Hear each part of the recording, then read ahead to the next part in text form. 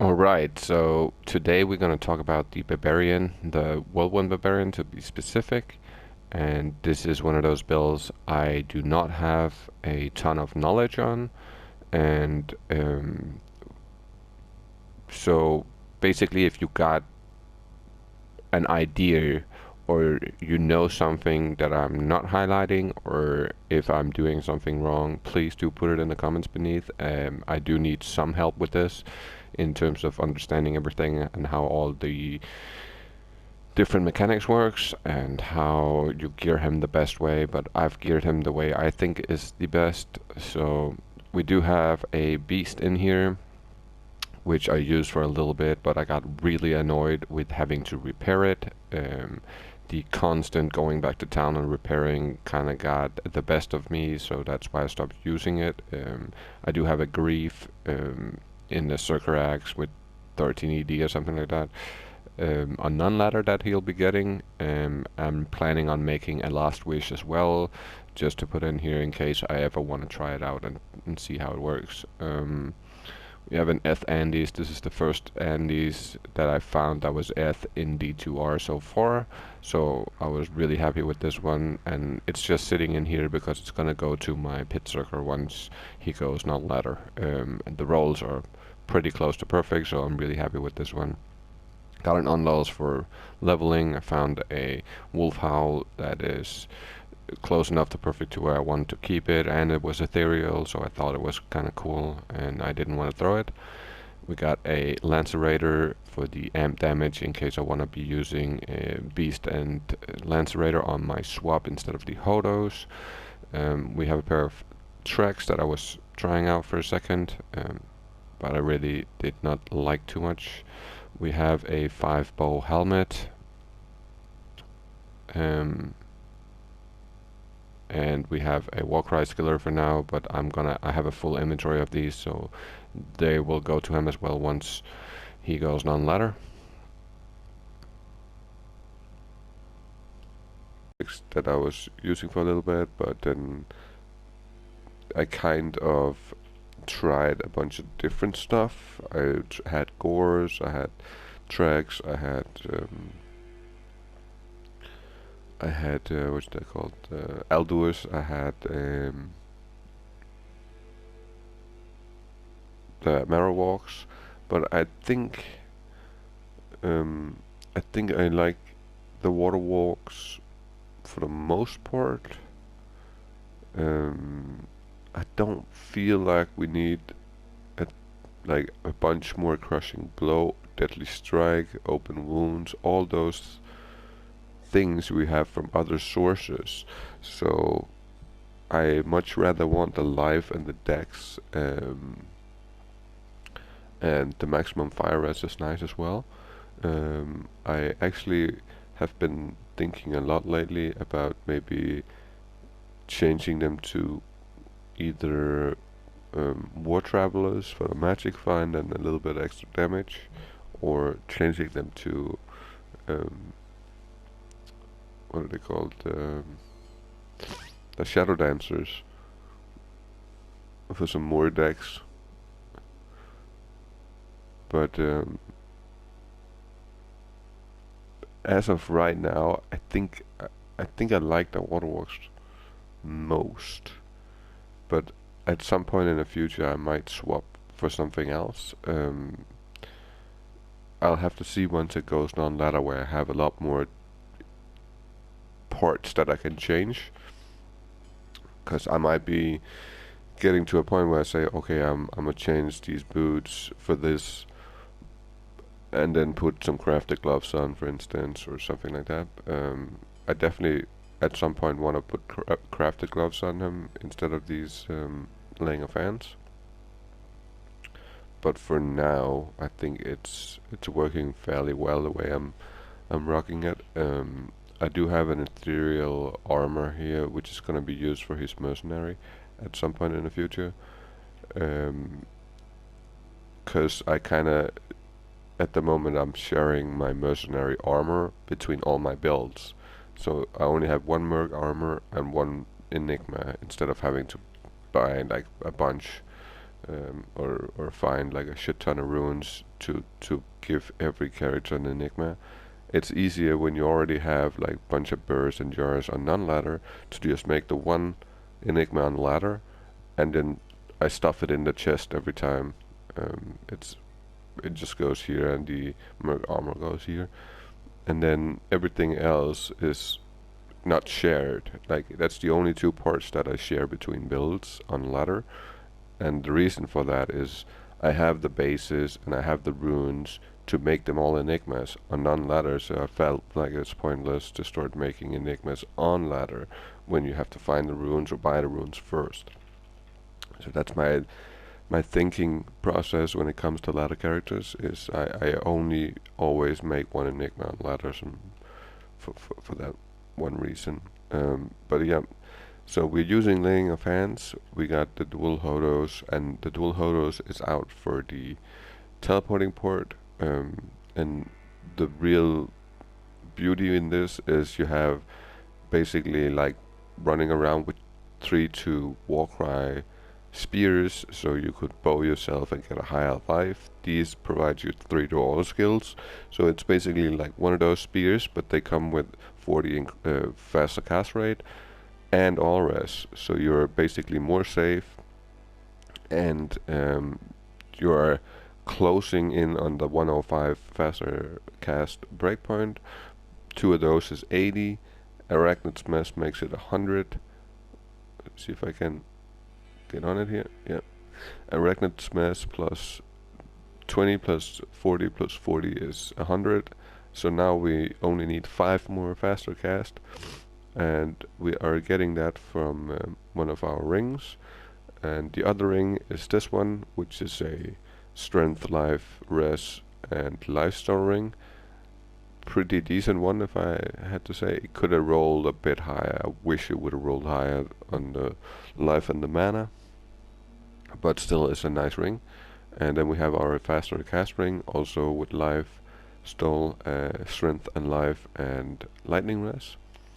And we're using a High Lords, and I think this is the best choice. There is a bit of a bug with it, but I'll get to that a little bit later. And then of course we got Enigma, and we have Waterwalks, as I said, and we are currently using Ariads, but it's a super shitty one. So here's something, or this is a place where I'm looking for a 6 life stole and then 190 ED or better. And once I get that, I'll add the Cham rune right here to it. So we have Cannot Be Frozen, instead of running around with a Ravenfrost on. And then for the weapons, we are currently using a 6-socket Berserker Axe with the Breath of the Dying in it. And this one also didn't roll super good. It's pretty mid. Lifestyle per hit is perfect, but ED is 371 and it could have been 400. It rolls between 350, I believe, and 400. So it's, as I said, it's pretty mid. Definitely want to re-roll this until we get closer to 400. Preferably find a 15 ED base to put it in, so we can get 415 or at least close enough to it. That would be the upgrade for this. And then on the other hand, we have a 5-socket Earthsucker with death in it, and this comes out really nice too. It's pretty mid on the roll as well. It's not super perfect or anything. It's good enough for now. It's basically identical with the ED roll to my Breath of the Dying, so both of them are looking alike. But yeah, the way this works is you get 50 Crushing Blow from this one, and that's why I don't feel like I have I don't feel like I have a big need for using Gore Riders and stuff like that. The 50 Crushing Blow here is plenty for PvE or PvM, but in PvP you might want to stack a little bit more just to make sure. Also, the bonus attack rating, of course, super nice. The indestructible mod is godsend. The mana stole is nice. The deadly strike is crazy, but the bug becomes the bug I was talking about before. If you look at my um, deadly strike on the High Lords, it says 34%, and if you look at the deadly strike on this one, it says 46%. Now if I go to my character screen and go to my deadly strike, I only have 34% active. But this should be 34 plus the 46, right? So 34 plus 46, that's 70.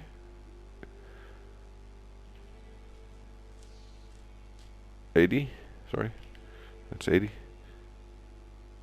And I don't quite understand why it's not counting. Let me try something real quick. I actually just thought of. Oh, you get that's why. Fair enough. Fair enough. You gotta hold. Well, that shows how little I actually know about the fucking character. I didn't know you had to hold it in your main hand. Okay, that makes actually more sense then. Fair enough. Fair enough. Okay, so you hold that in your main hand and then it counts. Otherwise it don't?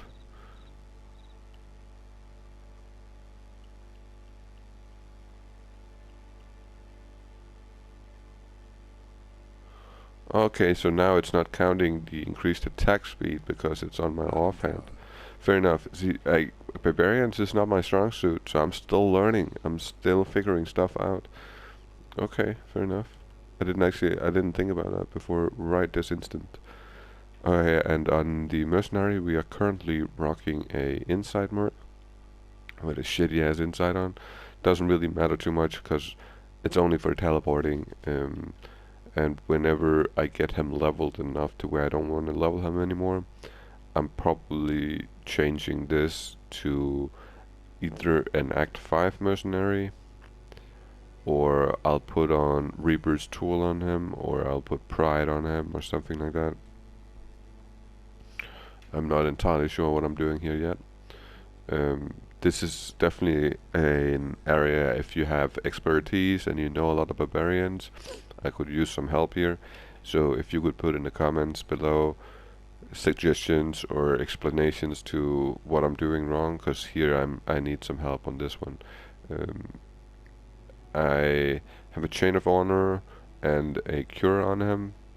All these things are mostly for leveling.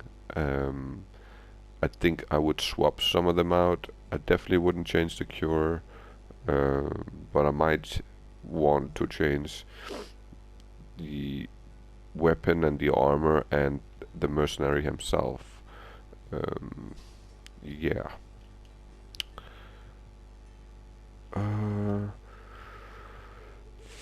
Of course we have a Torch 2010, nothing crazy. We have an Annie 2015, nothing crazy, and a Geats. I didn't have a Geats for him, and I didn't have a High Lodge for him, and I was doing an Andes to get a token, or actually to get the essence, so I could make a token. And she drops me a 40 Geats and a High Lord in the same drop. So that was kinda crazy. The luck on that run was kinda insane, because that's exactly what I was needing. But in terms of the small charms, we definitely want to fill out our inventory with the 3 max damage, 20 AR, and 20 life ones. That's not what you're gonna be seeing here. I don't own any other 3 2020s, sadly. So this is all second-rate charms, I would call them. It's whatever I've found so far that I could use. But really you want to stack as much max damage, AR, and life as you physically can. The more the better. So that's what I'm gonna be aiming for in the future, is upgrading all these to something that looks somewhat like this. Not exactly like this, but in the range of this. Um, but they are expensive as hell, so I'm gonna have to really, really find a lot of good stuff in order to be able to spec him out with that kind of stuff. Now I'm gonna take him to Travancore real quick, and we're gonna do a quick trav. But I wanted to really quickly go over the skills. I just wanted to bow myself first. So for the skills, I am running Whirlwind as my main attack, and Berserk is my backup attack, and Frenzy is if I want a little bit of run, uh, speed and a little bit of attack speed on certain enemies. It can be nice to basically have a little bit faster, but that's why I one-pointed these two. It's not that I used them that much, it's just so I can quickly pull them out if Whirlwind doesn't work. For the masteries, we have one point in the stamina and the speed, and we have a couple of points international and a natural resist to max out our resistance, and we have a couple of points in our iron skin to get a little bit more defense. And I've maxed out my axe mastery, and I've maxed out my battle orders, and put 1 point in to the Hork, so we could so basically I can Hork a couple of things along the way. It's basically just pulling a second kill, you could say. It's basically like killing an enemy and then getting the loot a second time. We have, let me switch to the axis real quick. We have literally not put a single point into our strength. It's all from the gear. We do, however, have quite a bit of points into dexterity, and that's to have higher attack rating and hit more often. And the rest of the points we could spare, those we put into vitality to max out our health.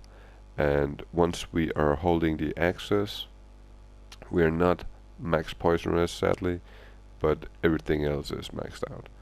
And poisonous is fairly close enough to where I don't really care when I'm wearing the cure on my mercenary. He's gonna cure the poison immediately.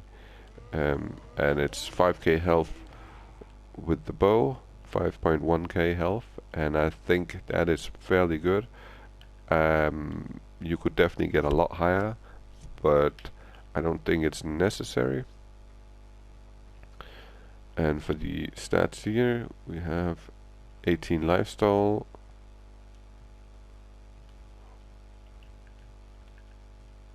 oh. 18 lifestyle, 7 mana stone. We got a little bit of magic find, a little bit of gold find, not that we really use it. Life after kill, always nice. We have 40 increased attack speed, 68 faster run walk, but that doesn't really matter because we can always hit them with frenzy and get like a lot more faster run walk. We have 30 faster cast with our axes and 105 with the hodos. Let me just swap to the hodos. There we go. So we have 110 with the hodos, but the 105 is where the breakpoint is. And then we have 350 damage to demons. We have 15% damage goes to mana. We have 50 crushing blow, and we have 81 deadly strike. I think this setup is fairly disgusting. This is only players 1, but I definitely been playing a lot of bell runs on P8, and he definitely do tend to do a lot of damage, man. He does a lot of damage. The one thing I've had to get somewhat used to is the way you have to move him, because it can be a little weird in the beginning, especially when you're not used to using Whirlwind. Um, Whirlwind is just one of those skills that you have to get a little bit used to, because it's not. You can easily overshoot your whirlwind basically, and go far off where you want it to go. So that has taken me quite a while to get used to.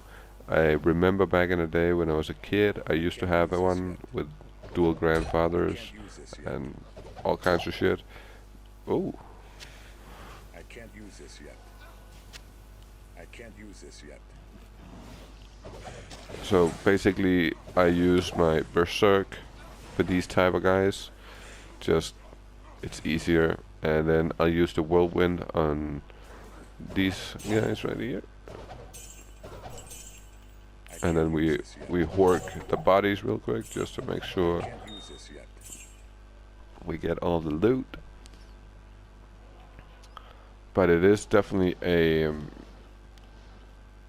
work in progress. I'll need some help to finish this build out, because I'm not entirely sure if I have built everything right, if I've done everything the way it's supposed to be. I'm not fully sure if I could be doing something way different here. Um, I do like the fact that I don't have to repair my weapons, and I don't want to be running around with something where I have to repair constantly. I don't mind using it for PvP if I have to repair, but I do not want to use it on PvE or PvM if I have to repair it every fucking run. It's just not fun.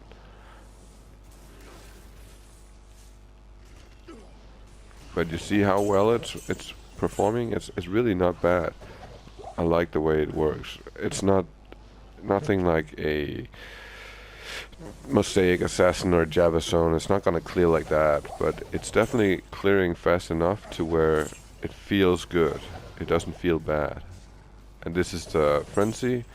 So the Frenzy works fairly good too on single target, and you get a lot of attack speed, and it transfers the attack speed to your Whirlwind.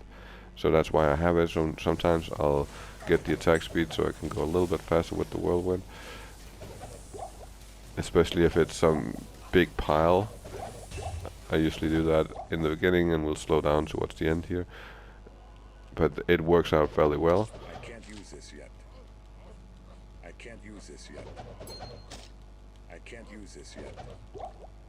I love to hoard the ghosts, because the ghost has really good chances of ruins. So I always try to get those guys going. See how I went outside the pack basically, and again outside the pack. That's what you have to kind of practice. Is not accidentally going too far. It's hard. It's a learning curve for me too. I'm still in the learning process. I can't use this yet. I can't use this yet.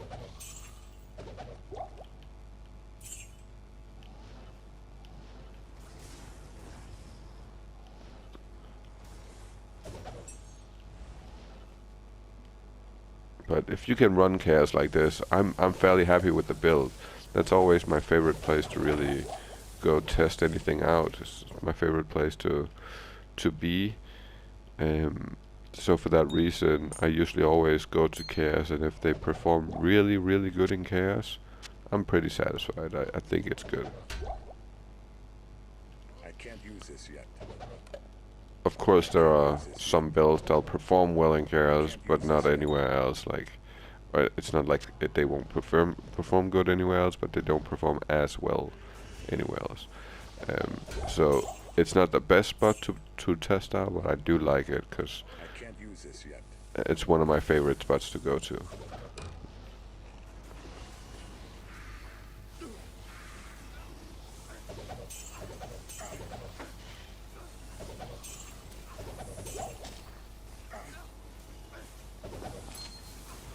it works out fairly well, man.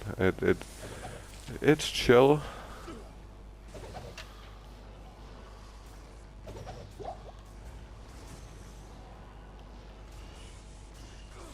The Enigma definitely makes it a lot more viable in terms of moving around and being fast. Non-ethereals, we don't even want to look at those. Nope.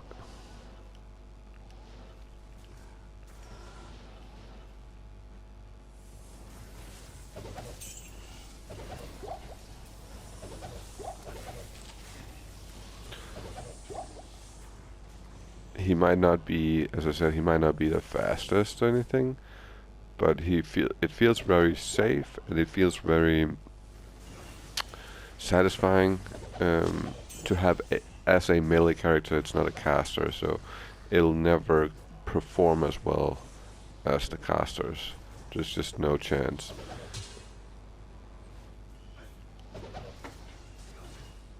But it's nice to be able to like be in the middle of a pack without having to worry, and you're like kind of flying back and forth in here, and it just feels very nice. Once I get the Cham rune in and I can't get frozen, it'll feel a lot more smooth. Getting frozen every now and then is kind of annoying, but I have to accept it for right now until I find a better Ariats. I don't want to spend my Cham rune on this Ariats. I really do want to.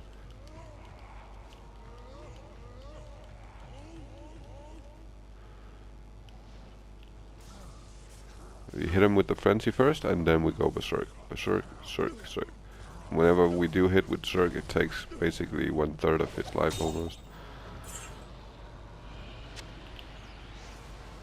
The reason I did the frenzy to begin with is to so I have a little bit more attack speed. But yeah, that's basically the build in its entirety. The way I build it, I think, is fairly good, but I still don't know if this is perfect or the right way. It feels decent. It doesn't feel like it's underperforming. It feels like it's performing at a pretty high point. And as I said, I have tried the beast setup, and I've tried a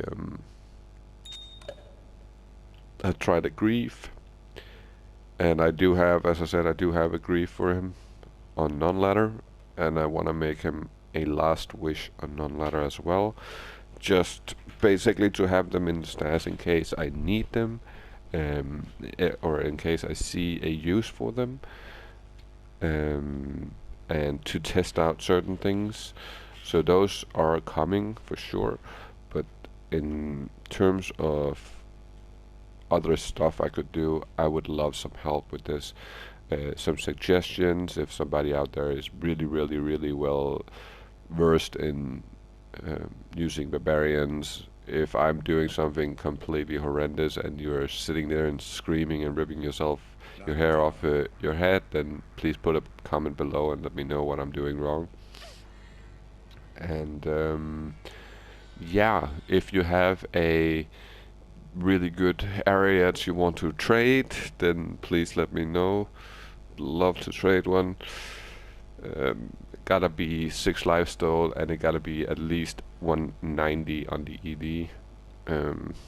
Besides that, I don't think I really need anything else for him at the moment, other than the stupid ass charms, but I'm not too worried about these AR max damage life charms. They'll come over time.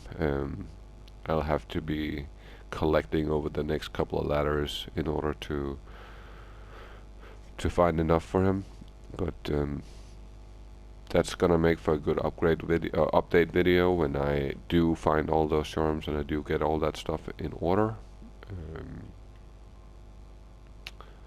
Yeah, besides that, I don't really think there's anything else that I want to highlight on this. It's fairly easy to build. I wouldn't say it's the most expensive build by any means. You could definitely go with spikes here instead of your hodos. That would make that a lot cheaper.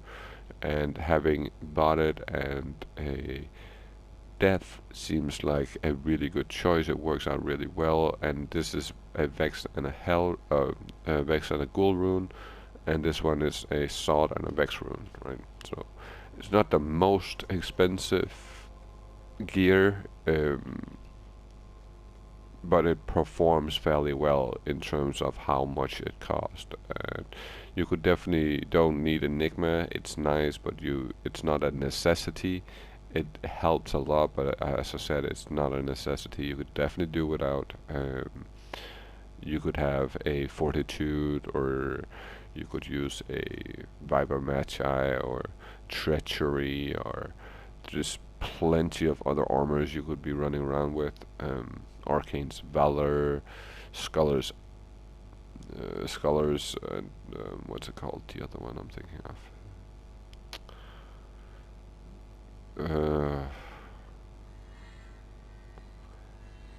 The one that cannot be frozen and +1 toggle skill and is low level. It's called the Spirit Robes when it's not identified, but I can't off the top of my brain remember what it's called when it is identified. That armor would be nice as well, as a budget choice if you don't have Enigma. But yeah, I think that's gonna be it for this video, and I appreciate you watching. Please do help me out in the comments here if you have suggestions to this build, or if you know what I'm doing wrong. But as if right this instance, it at least performs fairly well, so I'm not unhappy about it. I think I need more decks in the end. It's probably gonna be where it's at. And we got Wallstone, so I'll be dipping now so I can get some levels going. I appreciate you guys. Thank you for watching, and I'll catch you in the next one.